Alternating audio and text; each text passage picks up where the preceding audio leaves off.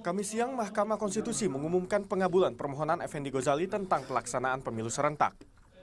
Padahal uji materi yang diajukan Effendi sudah diputuskan pada April 2013. Sidang dipimpin oleh Hamdan Zulfa dan berlangsung selama 1 jam. Dengan pertimbangan ketentuan Undang-Undang Dasar 1945, pelaksanaan pemilu serentak mulai dilaksanakan 2019 nanti. Dari 9 hakim konstitusi, Hakim Maria Farida memiliki pendapat berbeda. Kedudukan pasal 3 ayat 5 Undang-Undang 42 tahun 2008 adalah konstitusional. Hal demikian didasari bahwa pasal 3 ayat 5 Undang-Undang 42 2008 yang selengkapnya berbunyi pemilihan umum presiden dan wakil presiden dilaksanakan setelah pelaksanaan pemilihan umum anggota DPR, DPD, dan DPRD. Dianggap merupakan cara atau persoalan prosedural yang dalam pelaksanaannya acap kali menitik beratkan pada tata urut yang tidak logis atas dasar pengalaman yang masih dilakukan. Pengalaman yang telah berjalan adalah Pilpres dilaksanakan setelah pemilu anggota lembaga perwakilan, karena presiden dan atau wakil presiden dilantik oleh Majelis Permusyawaratan Rakyat. Salah satu pasal yang dituntut Effendi Ghazali adalah pasal 3 ayat 5 Undang-Undang Pilpres. Dalam pasal tersebut, pemilihan umum presiden dan wakil presiden dilaksanakan setelah pelaksanaan pemilihan umum anggota DPR, DPD, dan DPRD. Pasal ini bertentangan dengan pasal 22E ayat 1 dan 2 Undang-Undang Dasar 1945. Dalam pasal tersebut, pemilu dilaksanakan serentak untuk sekaligus memilih anggota DPR, DPD, DPRD, presiden, dan wakil presiden. Walaupun sebetulnya tentu ada pertanyaan dari kami, kenapa dilama-lamakan? Kalau Anda tadi baca, rapat permusyawaratan hakim itu disebut sudah selesai pada bulan Mei. Effendi menilai sistem pemilu yang berlaku saat ini mengancam hak pilih warga negara secara efektif dan menyebabkan tidak efisiennya biaya pemilu. Namun PDI Perjuangan tak setuju dengan putusan MK. Wakil Sekjen PDI Perjuangan Hasto Kristanto menuding ada permainan politik yang mempengaruhi putusan tersebut. Sikap dari PDI Perjuangan jelas menolak terhadap judicial review ini karena yang pertama ini menunjukkan fakta kuatnya politisasi dari judicial review. Mengapa judicial review yang dilakukan oleh koalisi masyarakat sipil seperti Effendi Ghazali, Rerangkuti diproses begitu lama sejak Januari 2013, sementara Pak Yusril itu kemudian diproses melalui jalan tol. Sehingga di sini menimbulkan sebuah spekulasi politik. Sementara itu, uji materi terhadap pemilu presiden juga diajukan oleh pakar hukum tata negara Yusril Iza Mahendra Selasa lalu. Lewat akun Twitternya, Yusril menjelaskan bahwa gugatannya berbeda dengan yang diajukan oleh Effendi Ghazali.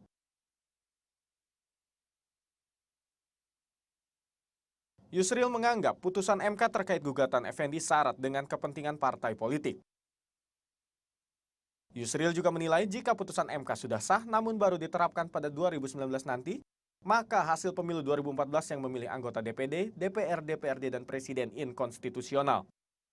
Tim Liputan melaporkan untuk NET. Mahkamah Konstitusi mengabulkan uji materi tentang pemilihan presiden dan wakil presiden. Kira-kira kita akan membahas lebih lanjut mengenai hal ini bersama narasumber terkait. Ada Mas Refli Harun yang merupakan ahli hukum tata negara dan juga pengamat pemilu. Selamat pagi, Mas. Selamat pagi. Dan juga ada Pak Hadar Nafis Guma yang merupakan komisioner KPU. Selamat pagi, Pak Hadar. Selamat pagi. Mungkin langsung saja, Mas Refli, tanggapan Anda mengenai keputusan MK yang dianggap rancu oleh Effendi Ghazali? Ya, kita harus melihatnya dari dua hal ya, dari segi prosedur dan substansi. Dari sisi prosedur kan putusan ini agak aneh menurut saya, karena sesungguhnya kan rapat permusyawaratan hakim untuk memutuskan putusan ini, itu sudah diambil pada tanggal 26 Maret 2013. Jadi pada waktu itu masih masa kepemimpinan Pak Mahfud, ada juga Pak Akil, ada Pak Ahmad Sodiki, ya, dan tiga itu sekarang tidak ada lagi di MK. Lalu baru dibacakan kemarin pada tanggal 23 Januari. Jadi kalau dalam hukum itu ada justice delay, justice denied, ya kan? Nah, karena itu kemudian ketika dibacakan pada tanggal 23 Januari kemarin, maka sesungguhnya kan kita seperti di fait accompli. Karena apa? Tidak mungkin pemilu serentak untuk 2014 kalau putusannya dibacakan kurang dari 3 bulan. Mungkin dari sisi teknis KPU bisa mengatakan bisa diundur jadwal legislatifnya, ya, mungkin disamakan dengan pilpresnya Juli ya secara teknis, tetapi dari sisi regulasi akan banyak perbenturan nantinya. Misalnya dari sisi tahapan-tahapan yang sudah berjalan, yang waktunya strict dikatakan di dalam undang-undang Pilpres dan Pileg. Tahapan-tahapan penghitungan yang berbeda antara Pilpres dan Pileg dan lain sebagainya. Nah karena itu saya sendiri mengatakan tidak realistis kalau misalnya 2014 kalau dibacakannya sekarang. Tapi begitu kita tahu putusannya ternyata sudah diambil tanggal 26 Maret, ini sangat mengherankan. Kenapa tidak dibacakan tanggal 27 Maretnya atau 28 Maretnya sehingga kemudian orang punya kesempatan untuk mempersiapkan diri termasuk juga dari sisi regulasi dan konsekuensi hukum lainnya. Oke, itu satu hal. Hal yang kedua dari sisi substansi, sebenarnya saya termasuk yang setuju pemilu serentak ya, tetapi memang kita kan pernah punya ide juga sama Bang Hadar juga pemilu lokal dan pemilu nasional. Jadi nasional itu memilih presiden, wakil presiden, anggota DPR dan anggota DPD satu kali kesempatan. Lalu kemudian pemilu lokal memilih gubernur, bupati, wali kota, anggota DPRD provinsi dan DPRD kabupaten kota satu kali kesempatan tapi jangka waktunya berbeda 2,5 tahun misalnya dengan pemilu nasional tadi. Nah, jadi pemilu serentak itu memang kita inginkan juga. Tetapi yang menjadi persoalan adalah dalam putusan tersebut ya selain waktunya 2019 itu tidak jelas ada wilayah gray area abu-abu mengenai presidensial threshold. Kan sesungguhnya kalau seandainya pemilu serentak ya maka sesungguhnya presidensial threshold kan tidak relevan lagi. Iya. Tapi kemudian dalam putusan MK itu dikatakan itu diserahkan kepada pembentuk undang-undang. Nah, bagaimana kemudian kalau pembentuk undang-undang mengatakan tetap diperlakukan presidensial threshold, tapi kemudian patokannya adalah pemilu 5 tahun sebelumnya. Nah, ini kan kacau jadinya. Jadi Anda bisa mengatakan bahwa MK ini tidak konsisten dengan putusannya? Saya kira bukan soal tidak konsistennya ya. Karena dia ingin konsisten, tampak konsisten, makanya kemudian banyak menimbulkan gray area. Karena pada putusan 2008 misalnya, MK kan sudah pernah menolak tentang penghapusan presidensial threshold dengan mengatakan bahwa itu adalah legal policy, adalah kebijakan DPR untuk mengadakan presidensial threshold atau tidak. Kalau mau presidensial threshold konstitusional, kalaupun tidak juga konstitusional. Nah, tapi sekarang dengan pemilu serentak ini kan sesungguhnya presidensial threshold tidak relevan lagi. Betul. Nah, ini yang tidak ditegaskan oleh MK. Nah, khawatirnya kita ya. Nanti kemudian DPR, terutama partai-partai mayoritas ya di Senayan nantinya, kemudian punya alasan loh, ini kan terserah kami. MK sudah menyerahkannya kepada kami, karena itu kami pun harus mengaturnya. Sehingga nanti bisa saja presidensial threshold dipertahankan, tapi kemudian dengan patokan pemilu sebelumnya. Menurut saya sangat tidak relevan. Berarti karena sama aja dong, peserta Mas Refli. pemilu bisa berbeda. Ya kan, pemilu 2014 bisa berbeda pesertanya dengan 2019.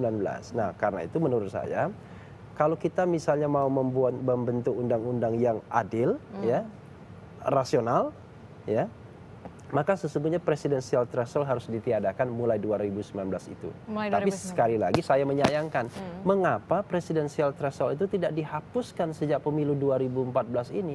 Karena sesungguhnya tidak ada kendala teknis apapun untuk menghapuskan atau menghilangkan presidensial threshold. Dan juga kenapa untuk harus pemilu ditunda? Juli nanti. Betul. Tapi kalau soal penundaan pemilu serentak 2014, ya kita di fait accompli karena putusannya baru dibacakan sekarang gitu. Pak Hadar, tanggapannya? Ya, buat kami sebetulnya putusan apapun sebagai penyelenggara ya tentu harus melaksanakan. Tetapi memang betul tadi ada komplikasi misalnya cukup komprehensif diutarakan terkait dengan peraturan atau peraturan perundang-undangannya begitu. Karena memang kalau memang dikabulkan misalnya, kami berarti harus melaksanakan. Nah, dalam melaksanakan ini berarti kita harus kami perkirakan semula itu akan diundurkan pemilu legislatif, disesuaikan ke pemilihan pemilu presiden di bulan Juli. Nah, untuk mengundurkan itu banyak hal yang harus dilakukan. Peraturan-peraturan pelaksanaan kami itu juga harus ditata ulang kembali. Selain itu apa lagi, Pak? Ya tentu persiapan logistiknya yang dalam waktu yang sangat pendek. Kemudian juga kesiapan para petugas kami juga, ya kan, yang semula hanya memikirkan belum memikirkan pemilihan presiden dan wakil presiden, belum memikirkan surat suaranya, menghitungnya dan sebagainya. Sekarang harus digabungkan menghitungnya.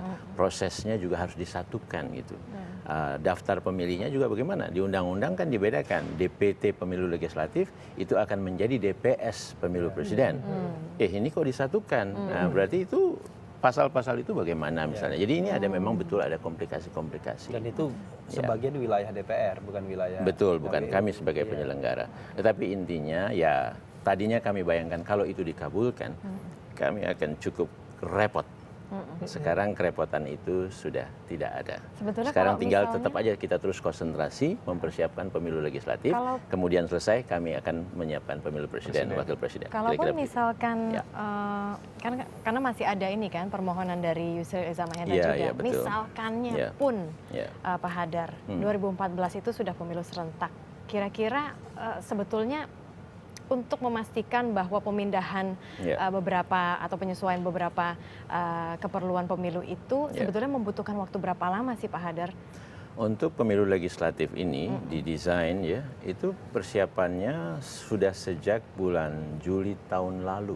Oh, Jadi persiapannya memang panjang ya, banyak yang harus dipersiapkan.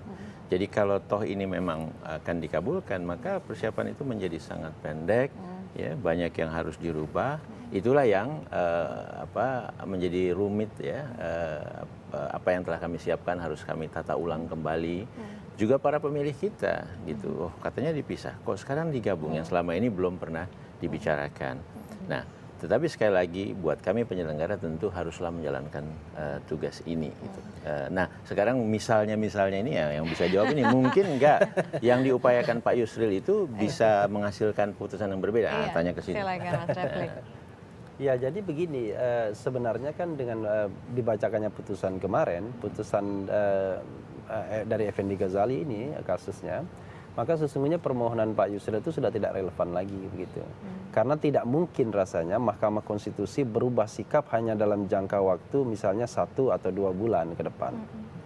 Jadi sikap untuk menyamakan, ya, menyerentakkan pemilu presiden dan pemilu legislatif 2019, lalu kemudian presidensial threshold itu tidak dihapuskan, tetapi diserahkan pada pembentuk undang-undang, saya kira itu sudah sikap. Dan sesungguhnya dua hal ini juga yang diminta oleh Pak Yusril. Argumentasinya bisa berbeda, ya kan?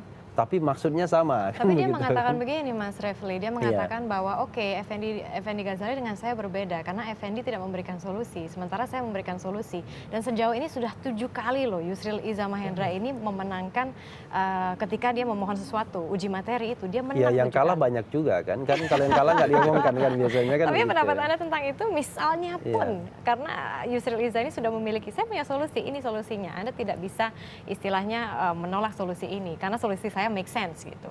Ya, tetapi kan masalahnya ini kan MK ini kan bukan lembaga pembentuk kebijakan, ya kan? Dia lembaga yang menyatakan sesuatu itu bertentangan dengan undang-undang dasar atau tidak. Nah, dia kan sudah punya sikap bahwa pemilu yang terpisah ini itu bertentangan dengan undang-undang dasar. Tapi kemudian pelaksanaannya 2019. Ya, lalu kemudian presidensial threshold itu adalah sesuatu yang diserahkan kepada legal policy, ya, kebijakan hukum pembentuk undang-undang. Nah, sekarang Pak Yusril mau masuk dari pintu yang mana? Barangkali saja dia mau masuk pintu bahwa tidak apa-apa sesungguhnya dilaksanakan pemilu serentak pada 2014. Siapa tahu solusinya benar. Tapi kalau dari sisi hitungan-hitungan seperti ini, ya kecuali kalau bangsa ini punya komitmen yang luar biasa. Ini saja kan mix up ininya, reaksinya. Jadi ada yang mendukung, ada yang tidak. Partai-partai yang sudah well established misalnya, ya dia senang saja 2019, dia nggak mau 2014. Karena itu menurut saya akan sangat berisiko ya kalau seandainya kemudian dipaksakan 2014 ini pemilu serentak. Tapi Anda juga Karena pernah mengatakan komitmen untuk mendukung dari semua stakeholders pemilu itu tidak bulat, itu persoalannya. Anda juga pernah mengatakan begini Mas Refli, bahwa keputusan pemilu serentak ini menguntungkan para pemilih begitu. Keuntungan apa saja sih kira-kira yang para pemilih terima? Ya begini, kan desain konstitusi kita ini kan sesungguhnya kan pemilu 2 putaran ya. Jadi saya merasa agak aneh ketika orang mengatakan bahwa sistem presidensial harus diperkuat dan lain sebagainya. Saya mengatakan tidak ada logikanya sama sekali untuk mempertahankan presidensial threshold. Coba sebutkan apa logikanya? Ada yang mengatakan untuk mengefektifkan pemerintahan presidensial agar kemudian presiden didukung oleh parlemen yang kuat, kan begitu. Saya katakan begini, setelah presiden terpilih itu dia bisa mengajak mitra koalisi. Sebagai contoh Golkar misalnya, kan kalah jika win. Tapi kemudian ketika kemudian SBY Budiono berkuasa, kan diajaknya Golkar. Itu satu. Lalu kemudian berikutnya adalah desain pemilu kita kan 2 putaran. Tidak ada presiden di Republik Indonesia ini yang terpilih dengan suara minoritas. Pasti mayoritas. Karena harus 50% plus 1, tersebar di 50% lebih jumlah provinsi, dan di setiap provinsi ada 20%. Karena itu tidak mungkin dengan suara minoritas. Jadi sebenarnya siapa sih pihak yang paling diuntungkan dengan adanya pengkabulan uji materi ini? Ya, yang diuntungkan kan 2019 nanti. Saya kira masyarakat memiliki pilihan yang banyak calon presiden. Kalau sekarang misalnya dengan 20% kursi dan 25% suara, maka kan sesungguhnya secara teoritis hanya ada 3 dan 4 pasangan calon. Nah, 3-4 pasangan calon, kalau saya mengutip Denny JA misalnya, ada presiden wacana, ada presiden aktual, kan begitu. Nah, Jokowi presiden wacana katanya, yang aktual itu Megawati, Abu Rizal Bakri, dan salah satu peserta konvensi Partai Demokrat. Nah, kalau kita kaitkan dengan nominasi mereka menjadi calon presiden, kan hampir tidak demokratis juga. Karena itu menurut saya sangat oligarkis kalau seandainya presidensial threshold itu dipertahankan. Makanya saya katakan, presidensial threshold ini dalam bahasa yang sedikit agak kasar, konspirasi jahat partai-partai besar untuk menghilangkan atau menghalangi calon-calon presiden yang lain. Gitu, Berarti kemarin juga tidak ada solusi dong, Mas Refli? Kenapa? Kemarin ketika MK mengabulkan itu pun juga sebenarnya solusinya tidak ada. Memang tidak ada, untuk 2014 tidak ada perubahan apa-apa. Tapi di 2019 kemungkinan di berarti 2019 baru kemudian kita akan menikmati putusan MK tersebut. dengan presidential Misalnya saja threshold begini, atau tidak? Gitu. Keuntungan dari sudut pandang yang lain ya, dari biaya penyelenggaraan pemilu itu tentu akan lebih murah, ya, karena training, honor para penyelenggara yang menjadi komponen cukup besar itu tidak harus 2 kali dikeluarkan, tapi cukup 1 kali. Jadi menghemat 120 triliun gitu ya, Pak? Oh ya, kalau hitungan tuh macam-macam tuh hitungnya. Kalau saya sendiri pun mulai nggak sanggup menghitungnya. Tapi yang lain nih kelihatannya enggak apa-apa. Tapi sudah saya bisa pastikan itu akan lebih efisien. Ya. Kemudian yang kedua kita ambil angle-nya Effendi Ghazali saja. Karena dia masuknya itu untuk menghindari atau mengurangi transaksional politik di Indonesia. Karena di dalam proses pencalonan pemilihan presiden wakil presiden itu kan juga ada harus penggabungan segala macam. Itu juga dibaca akan ada permainan uang di sana dan sebagainya. Mudah-mudahan bermanfaat. Ya. Indonesia Morning Show masih akan menghadirkan informasi lainnya, tetaplah bersama kami hanya di NET.